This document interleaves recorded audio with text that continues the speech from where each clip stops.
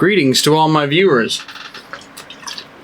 You might be wondering what's going on right now, what this fine smut is that I have on this monitor, why I'm drinking a small amount of grape juice, and why I'm bringing this video to you today. The simple fact is, I need to tell you something that has gotten lost in the wash of all of this internet censorship narrative online. That something simply is, the internet was never for children. It has never been meant for children. It will never be meant for children. At no point should you ever think that the internet is a child's place. Now, this seems fairly obvious to me, but I'm also old. I have white hairs everywhere. I also have no hairs, also everywhere. And I can drink. So this old guy, obviously, the world has changed quite a bit since he was a children, and now he has his own children. How does all of this really work out? Let's put it simply. The internet was never meant for kids. The internet originally was for the government, and then it made it into the home. But children were not supposed to be on the internet. Now, it is inevitable. Children will get on the internet, much in the same way as children will buy alcohol, potentially with a fake ID, will get cigarettes. Children will acquire things they're not supposed to acquire. They will find things they're not supposed to find. They will get access to things that they are not supposed to get access to. This is a normal part of childhood development. Going through and finding things and getting to things and seeking out the things that you're not supposed to, and so on and so forth. Standard child development. The problem is, now we've got these lunatic governments that are passing all of these laws. And these laws say, oh, we need to make the internet safe for children. However, the internet was never meant for children. The internet's not supposed to be about children. At no point should you ever think that the internet is ever supposed to be something that children should be safe on. At no point should you think that the internet that adults made, that adults use, that adults have to pay for the account to access, is something that children should magically be safe on. Now, why is this? Because safety is a lie. There is no such thing as safety. Any illusion of safety is not actual safety, because there will always be ways around it. Let me give you a personal anecdote as you look at this war-torn whatever it is in this movie. When I was a kid, teen, in high school-ish, I had a Hotmail account. I noticed that a link on the Hotmail account would put a prefix before the actual URL when I'd click a link in an email. I'd click this external link, it would go to this external link, and it would do so by putting a prefix here and then the normal link. So I wasn't going to the normal link, I was going to the prefix. And the prefix was loading the normal link for me. Now, in high school, we had what we called Cyber Patrol Proxy. It is parental control software. And the way that I got around this is I noticed that thing about Hotmail, and I did a test. Can I go to Playboy.com? Now, for those of you who are not old enough to know, Playboy was a naughty magazine, but not really. I mean, honestly, if your kids are going to see a bunch of naked women, it probably would be best if they saw it in Playboy rather than in something with explicit, potentially, abusive sexual content. So, Playboy.com is the website for the pornographic, but really just like tasteful nudes of women publication, Playboy. I can't go there. If I try to go, it says Cyber Patrol Proxy has prevented access to this site. And so I would try to go there, and didn't work. I took the prefix, and I pasted, http://www.playboy.com, the URL for Playboy.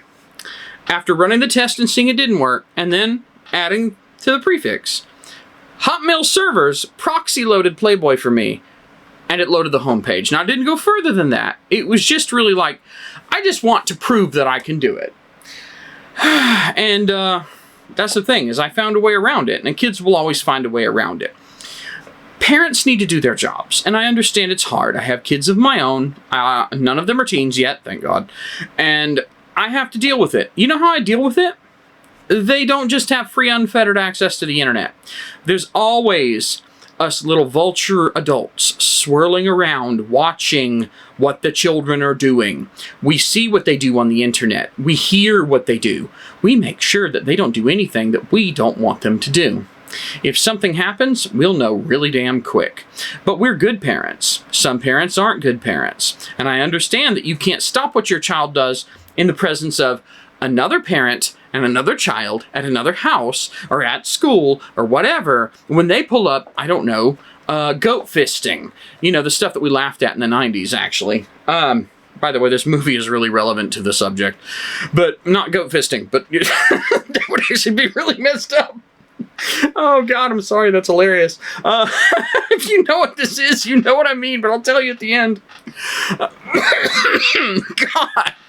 Okay.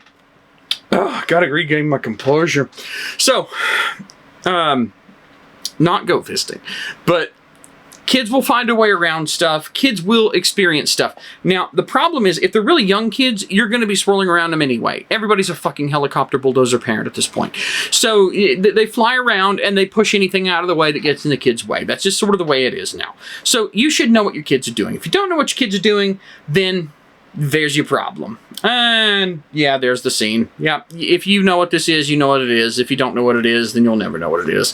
But if you aren't watching what your kids are doing, you're a bad parent. You're a failed parent. And nobody should have to suffer because you are a garbage parent. If you're a shit parent and you don't do your parenting job, why should I have to suffer? Why should my kids have to suffer? The thing is, even though my kids are not even close to their teens quite yet, because my kids are old enough, I am able to prepare them so that if something funny shows up, like say some asshole at their school was to show them like gangbang BDSM crap, and I have to suddenly explain this to them, well, guess what? They'll ask me. They'll ask the other parents, whatever. They'll ask one of us, a trusted adult, that's not going to judge them, but rather is going to explain to them in a way that's not going to freak them out. And in doing so, this thing, you know, you ever see the South Park episode with Backdoor Sluts 9? That thing. If they happen to see the thing, then we can at least talk to them about it and make out like, no, it's not a big deal. It's just what you saw. Yep, it's stuff that adults do together. It's not a big deal. The problem with the South Park adults is they made out like it was some sort of big deal. And that's the problem. They just acted like it was some sort of big deal. It's not a big deal. If you make a big deal out of it, it becomes one. But you can manage this stuff if your kids run into it. It is entirely possible to do so. Mine have seen some stuff that's probably not age appropriate, sometimes because I was watching it. Not pornography, but I'm thinking more like Asdif movie. Have you seen Asdif movie? Yeah. Stuff like, you know who's gay? You. That kind of thing. Just stuff that's not really appropriate. Although they do talk about some of this stuff in schools at an inappropriate age. So in a way, letting my child see Asdif movie mentioning things like this kind of prepared them for stuff like that and to not make a big deal out of it and therefore not to think they were gay just because of some trash brainwashing at school. Anyway, that's not really where I wanted to go with this. The whole point of this is the internet is not for children. But if you allow children on the internet, you better do your damn job as a parent. What you don't do is you have the government pass laws that say that I have to prove I'm not a child to be able to access content. Now, I would have said adult content, but why did I not say adult content? Partly because this, but I love grapes, but partly because the content that is being banned by the UK Online Safety Act, but then now a bunch of American acts that are also trying to be passed, that content is no longer simply adult content. We now have news sites and even the ability to search the internet at all on Google, I think. We have display drivers saying that you're not old enough to use the display driver software to configure your damned graphics card. This is insane. The default assumption should be adult, not child. And if an adult can't handle their child and they get access to stuff they're not supposed to, you let the chips fall where they may. Because you know what? Fuck them. I don't care. If their child comes up bad because of the fact that they didn't do their job as a parent, that's not my problem. That's not my kid's problem. That's their problem. And you know what? If you have a problem with kids not being brought up right, then you need to redirect from the whole internet thing, and you need to take a big step back and look at some serious cultural problems that we have in the United States and abroad, where we accept certain cultures because they're minorities or immigrants or pick any category other than single white or straight white and male. And somehow magically bad behavior, if you're not straight, white, male, or any combination thereof, somehow that's acceptable. It's okay because it's their culture, but heaven forbid that you actually do your job. Oh my God. What a shame. So, the point of all of this, now that I'm running dry, is that we are supposed to assume that everything in this world is run by adults.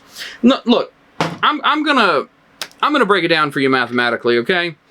Even if you want to protect the kids, the bottom line is, if you just do some statistical analysis here, okay?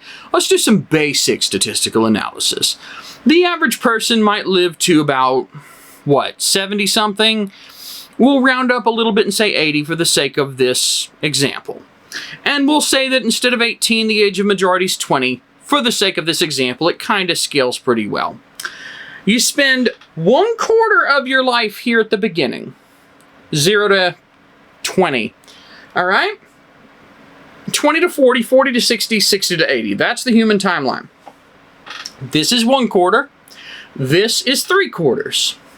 3/4 of the people alive, generally speaking, are adults. 1/4 are children. You cater to the majority. That's the end of the discussion.